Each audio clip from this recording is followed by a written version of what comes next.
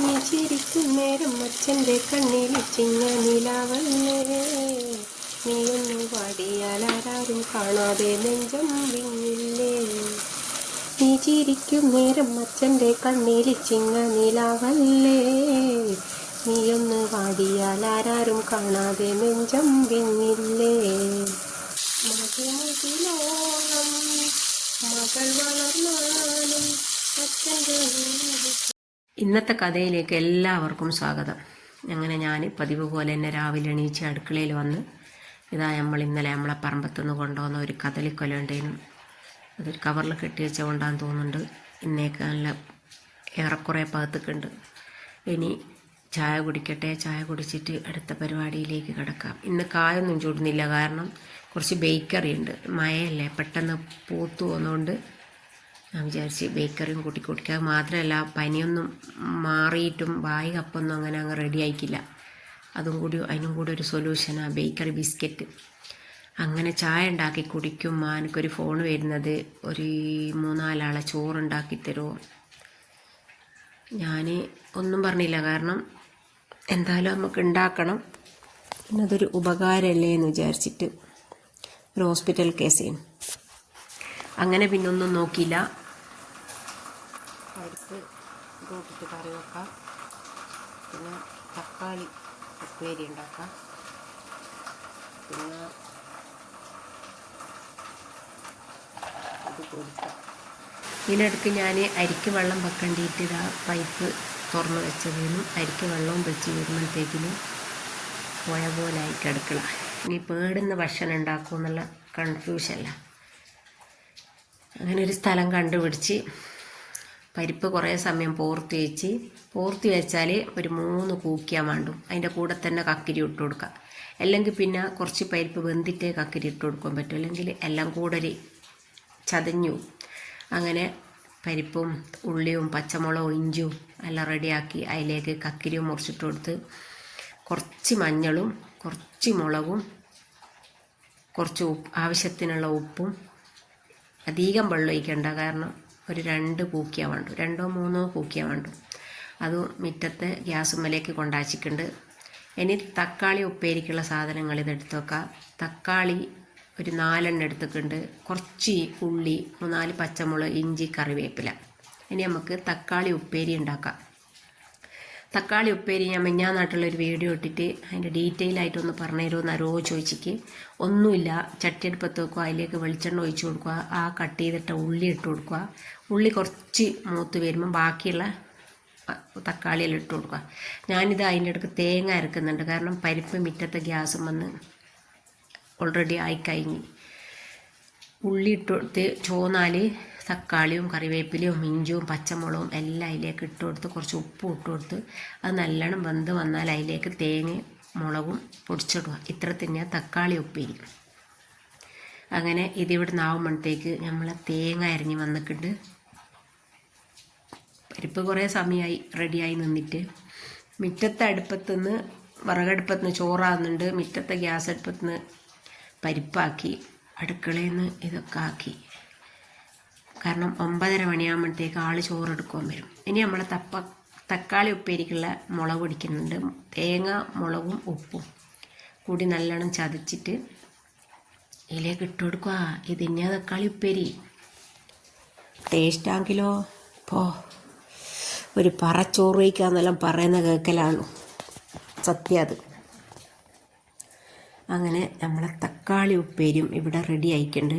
ഇനി വേണ്ടതെന്ന് വെച്ചാൽ ചമ്മന്തി വേണം.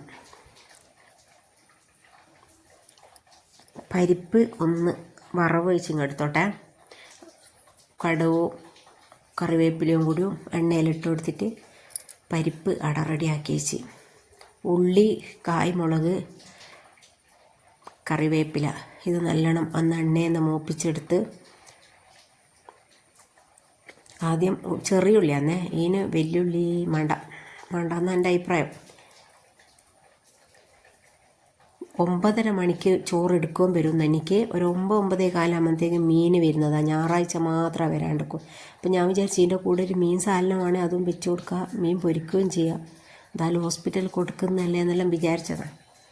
മീൻ വന്നില്ല, പറ്റിച്ച്. ചിക്കൻ പിന്നെ ഇവിടെ ഇല്ല, പോയി വാങ്ങിക്കൊണ്ടുവരാണെങ്കിൽ 9:30 മണിയാകുമ്പോഴത്തേക്ക് ഇവൻ എടുക്കുവാൻ വരുമെന്നും പറഞ്ഞ്. അപ്പം ഞാൻ വിചാരിച്ച് ഇനിയിപ്പോൾ എന്തായാലും ഒരു മുട്ട ആംപ്ലേറ്റ് അടിച്ചിട്ട് അങ്ങ് വെച്ച് കൊടുക്കാമല്ലോ. മുട്ട ഫ്രിഡ്ജിലുണ്ടാവുമല്ലോ. എല്ലാം കഴിഞ്ഞ് നോക്കുമ്പോൾ 2 മുട്ടയുള്ളൂ. 5 ആൾക്ക് 2 മുട്ട എന്താക്കാനാ? അങ്ങനെ പിന്നെ ഉള്ളേലം വെച്ച് അഡ്ജസ്റ്റ് ചെയ്ത്. പിന്നെ മുളക് പൊരിച്ച്, ഉള്ളി പൊരിച്ച്, കറിവേപ്പില പൊരിച്ച് അതവിടെ മാറ്റി വെച്ച്. സോയാബീൻ കുറേ സമയം പതുക്കുന്ന വെള്ളത്തിലിട്ട് വെച്ച് അതിലേക്ക് മഞ്ഞൾ, മുളക്, കുറച്ച് ചതുക്കിയ ഇഞ്ചി, വെളുത്തുള്ളി, കുറച്ച് ഗരം മസാല ഇതെല്ലാം ഇട്ട് നല്ലോണം വെള്ളം പീഞ്ഞെടുക്കണേ, അല്ലെങ്കിൽ എണ്ണയെന്ന് കളപൊളിയായിപ്പോവും. പീഞ്ഞെടുത്തിട്ട് ഇതെല്ലാം പെരക്കി വെച്ച് ഒരു 5-10 മിനിറ്റ് മാറ്റി വെച്ചിട്ട് അതും വെളിച്ചെണ്ണയിലേക്ക് ഇട്ട് കൊടുക്കുന്നുണ്ട്. അങ്ങനെ നമ്മളെ ചമ്മന്തി കുറച്ച് ഉപ്പ് ഇട്ടിട്ടൊന്ന് ഞരടി പെരടി ആക്കുന്നുണ്ട്.